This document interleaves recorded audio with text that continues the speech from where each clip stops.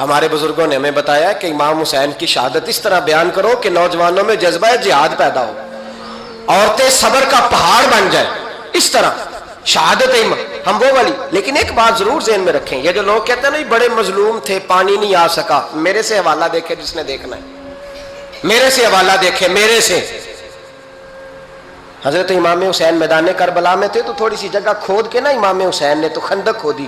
خندق کھودنا عرب کا رواج تھا، مدینے میں بھی خندق کھودی گئی، اس کا نام ہی جنگ خندق۔ تو خندق کھود کے نا آگ جلائی جاتی تھی، یہ حفاظت کا ایک ذریعہ تھا تاکہ دشمن نہ آئے۔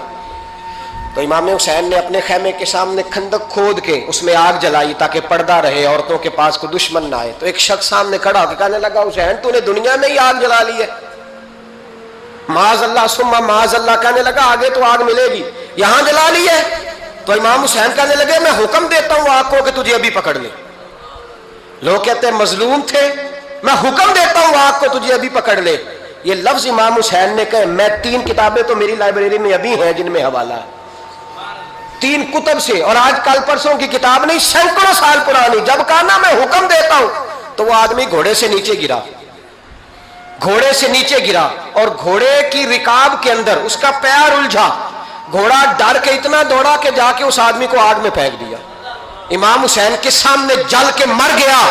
یہ حسین ابن علی ہے، یہ ابھی حکم دیتے تو فرشتے ابھی آ جاتے، یہ ابھی بات کرتے تو ساری دنیا کی فوجیں ابھی اکٹھی ہو جاتی، یہ ابھی حکم دیتے تو ابھی آ جاتے۔ اور سنو، اگر جناب اسماعیل کے لیے دمبا آ سکتا ہے تو وہ تو حضرت ابراہیم کے بیٹے تھے، اور یہ تو مصطفیٰ کی اولاد ہے، ان کے لیے کیا کچھ نہیں ہو سکتا۔ لیکن امام حسین نے پسند کیا تھا کربلا کے جہاد کو، اس کو پسند کیا تھا مولا علی نے، وہ اپنی پسند پہ تھے۔ کوئی آدمی اس طرح نہ بیان کرے کہ بڑے مظلوم تھے تو بڑی مشکل میں تھے تو بڑا روتے تھے بڑے، اور کوئی شخص ایسی بات، یہاں تو تماشا لگ گیا ہے، تماشا لگ گیا ہے۔ ایک وہ ہے جو آج کل کہہ رہے ہیں بس جی وہ تو 2 شہزادوں کی جنگ تھی، انہیں بھی شرم نہیں آتی، اور ایک ممبروں پہ چڑھے ہوئے ہیں، چہرے پہ داڑھی کوئی نہیں، سر پہ ٹوپی کوئی نہیں، بازاری سا انداز ہے، کبھی دوڑ کے ادھر جاتے ہیں، کبھی بھاگتے ہیں، کبھی کہتے ہیں اونچا بولنا، پیروں پہ کھڑا ہونا، یہ لوگ بیان کریں گے امام حسین کی بات، یہ لوگ بیان کریں گے۔ بیبیوں کے مصائب پڑھ رہا ہوں، وہ اور بیبیاں ہوتی ہیں جو ہائے ہائے کرتی ہیں، واہ بیلا کرتی ہیں، یہ میرے نبی کا خاندان ہے، یہ میرے نبی کا خاندان ہے، نبی کا خاندان۔ میں حوالہ دکھاؤں گا، مجھ سے سنو حوالہ۔ حضرت سیدہ زینب نے سارے جنازے دیکھے، بھتیجوں کو، بھانجوں کو، سب کو شہید ہوتے دیکھا۔ عورتیں ڈرتی میت کو ہاتھ نہیں لگاتی، چیختی ہیں بیبیاں، لیکن حضرت جناب زینب نے پتہ کیا دیکھا تھا؟ وہ سننا ذرا۔ امام حسین کی لاش مبارک کربلا میں پڑی تھی، اور امام حسین کا سر کاٹ کے نیزے پہ چڑھایا گیا تھا، اور وہ بیبیوں کے سامنے خالی سر چڑھ رہا تھا، اور سینکڑوں میل کا سفر کر کے دمشق کے بازاروں سے گزرتا وہ سر گیا۔ آج میں سر کی بات نہیں کرتا، سر کی، آپ مرد ہیں، جوان ہیں سارے، یہاں کسی کا کٹا ہوا ہاتھ پھینک دیا جائے نا، ہاتھ تو لوگ چیخے مار کے دوڑ جائیں گے، بلکہ ہاتھ تو دور رہا، کسی کی انگلی کاٹ کے یہاں پھینکی جائے تو لوگ چیخے مار کے مرد دوڑ جائیں گے۔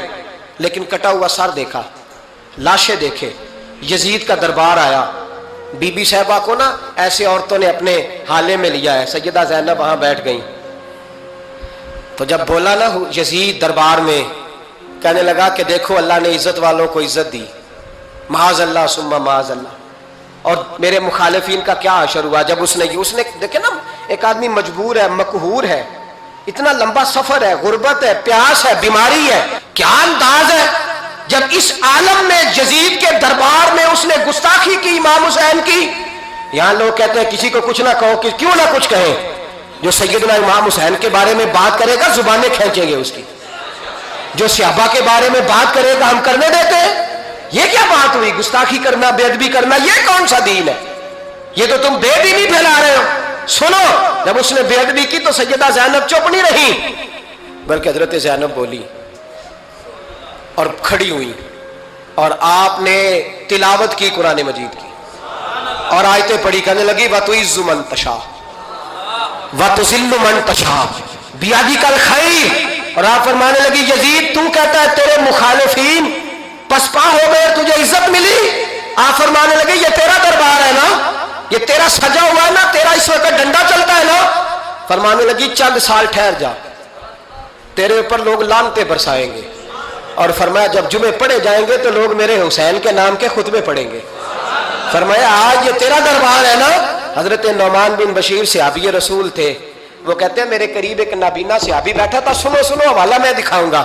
کہنے لگے میرے قریب اس وقت یزید کے دربار میں ایک نابینا صحابی بیٹھے تھے، جب بی بی زینب نے یہ بات کی نا تو وہ نابینا صحابی میرا ہاتھ پکڑ کے کہنے لگے نعمان علی آ گئے ہیں، یہ تو علی کی آواز ہے، علی آ گئے۔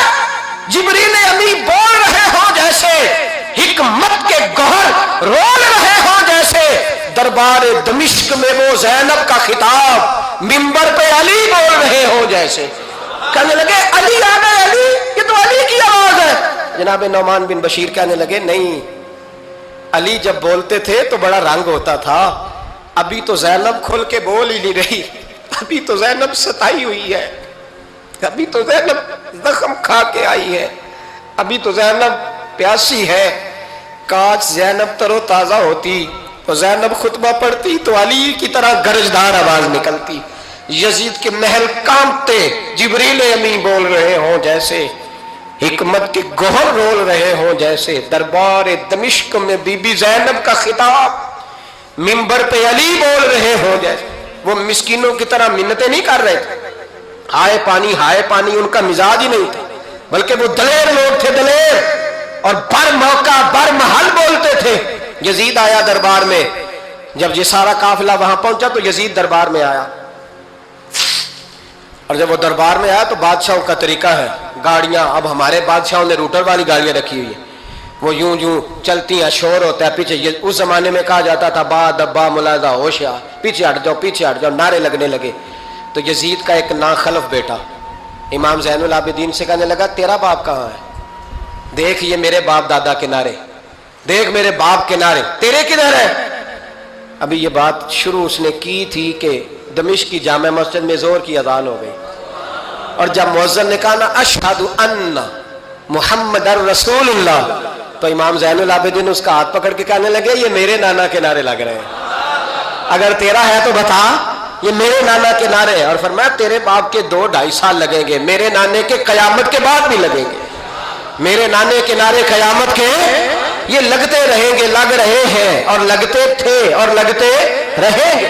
میرے بھائی یاد رکھو، دلیری، ہمت، پہلی بات ان سے پیار کرنا ہے، دوسرا ان کی ہمت، ان کا مقام دلیری کرنا ہے، ان کا کام ہمت کرنا ہے، ان کا کام ڈٹ جانا ہے، کمزوری دکھانا اہل بیت کا طریقہ ہوتی ہے۔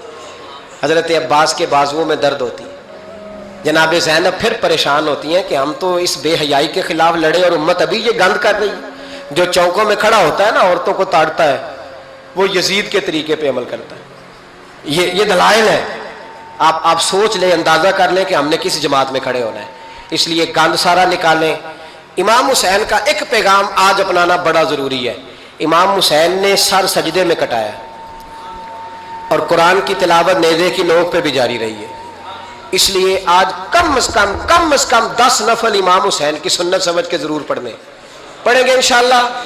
جنہوں نے روزہ رکھا ہے بڑا اچھا کیا ہے، چلو جو نہیں رکھ سکے پھر بھی نفلی ہے، کوئی فرض نہیں، کم از کم 3 دفعہ سورت یاسین کی تلاوت آج ضروری ہے امام حسین کے لیے، کریں گے انشاءاللہ تعالی۔ اگر وہ نیزے کی نوک پہ پڑھ سکتے ہیں تو آپ ان کی خاطر بھی تو پڑھ ہی سکتے ہیں نا۔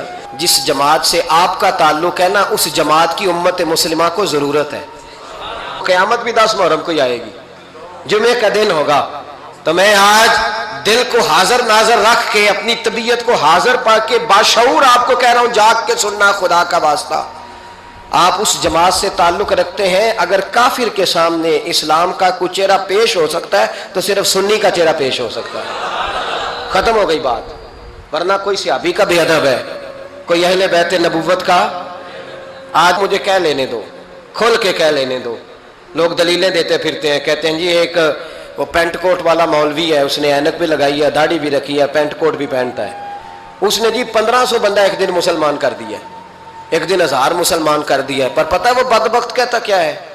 وہ کہتا ہے امیر المومنین یزید رضی اللہ تعالیٰ عنہ، میں کیا کروں اس کے 1500 مسلمان کو یا 2000 اس کے کلمہ، اور وہ یہ بڑی دلیلیں دیتا ہے، وہ دلیلیں سنبھال کے رکھے، وہ دلیلیں جو جی بڑے لوگ اس کے ساتھ ہوتے ہیں.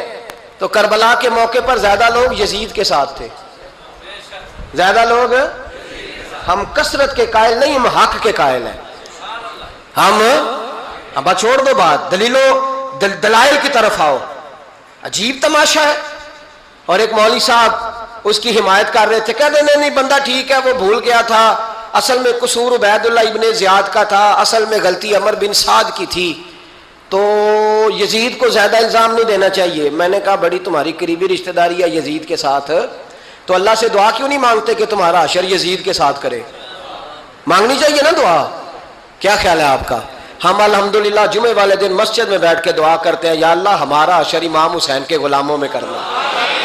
تو بھی کرنا جرت کر, جرت ہماری جرت دیکھ. ہم یہ نہیں کہتے ان کے ساتھ کر, ہم کہتے ہیں یا اللہ ہمارا حشر ان کے, ہماری جرت دیکھو, ہم ان کے غلاموں میں, قدموں میں, نوکروں میں بیٹھنے کو دعا مانگ رہے ہیں, یا اللہ ہمارا ان کے غلاموں میں, غلاموں کے. تو بھی جرت کر دلیری, کر جرت, کہ یا اللہ میرا حشر یزید کے ساتھ کر دلیری. اگر اتنا ہی اچھا تھا تو بے شرمو اتنا ظلم نہ کرو, اتنی زیادتی, اتنا ظلم نہ کرو, یہ ظلم ہے.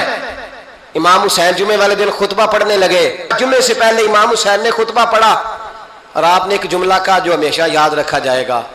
آپ نے فرمایا یزید کو جا کے بتا دو کہ مجھ جیسا تجھ جیسے کی بیعت نہیں کر سکتا. او کیا فکرہ ہے امام علی مقام کا. فرمانے لگے مجھ جیسا تجھ جیسے کی بیعت, اور آپ فرمانے لگے بتاؤ اس وقت پوری دنیا میں کوئی نبی کا نواسا موجود ہے میرے سوا؟ حضرت آدم سے لے کر مصطفیٰ کریم تک اس وقت پوری دنیا میں کوئی نبی کا نواسا ہے؟ اور فرمایا اگر میں ہی ہوں پوری کائنات میں. لوگ کہتے ہیں فلانا علامہ صاحب کی تبلیغ بڑی ہے, ہم سے بڑا کون ہوگا تبلیغ کی بات کرنے والا, لیکن ڈرو اللہ سے, ڈرو, گمراہ نہ کرو قوم کو. یہاں تباہی اتر گئی ہے, کوئی بڑی داڑھی رکھ کے معاذ اللہ تعالیٰ اہل بیت کے بارے میں بکواس کرتا ہے, اور کوئی بالکل داڑھی منڈا کے ننگا سر کر کے ممبروں پہ ناچتا ہے اور صحابہ کے بارے میں بکواس کرتا ہے. میرے مصطفیٰ کے پاس اگر ابو بکر آئے ہیں تو وہ بھی شان والے ہیں, اور اگر بی بی عائشہ صدیقہ ان کے بستر پہ رہی ہے تو وہ بھی شانوں والی ہے. مولا علی شیر خدا کے بارے میں جو بات کرے پکا بے ایمان ہے. عجیب تماشا لگ گیا ہے جی. جو رب نبی پاک کے جسم کے قریب مکھی نہیں آنے دیتا, وہ گندا بندہ حضور کے قریب آنے دیتا ہے؟ عجیب تماشا ہے. امت کو تباہ کر رہے ہو, کافر کو موقع دے رہے ہو یہ کہنے کا کہ تمہارے نبی کے پاس بیٹھنے والے ٹھیک نہیں تھے. اگر حضور کے پاس بیٹھنے والے ٹھیک نہیں تھے تو بعد والے کیسے ٹھیک ہو گئے؟